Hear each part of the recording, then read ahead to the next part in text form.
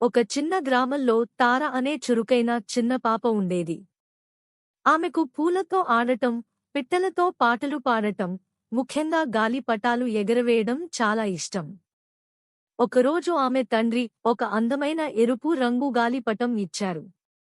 తండ్రి నెమ్మదిగా చెప్పారు, తారా, ఈ పటాన్ని పంట పొలాల్లోనే ఎగరవేయు. పెద్ద చెట్ల దగ్గర కాదు, అర్థమా? తార తల ఊపింది. కాని ఆ పొలానికి వెళ్ళగానే ఆమె మిత్రులు మామిడి చెట్టు దగ్గర పటాలు ఎగరేస్తుండటం చూసింది.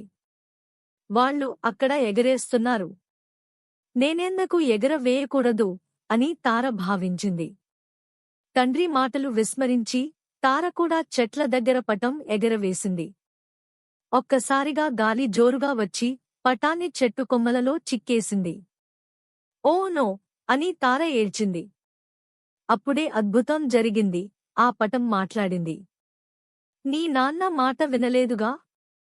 చూడు, ఇప్పుడు నేను ఇక్కడ చిక్కుకున్నాను. తార ఆశ్చర్యపోయింది. నెమ్మదిగా కూర్చొని, క్షమించు పటమా, ఇక్కడ నుండి విడిపిస్తాను అని చెప్పింది.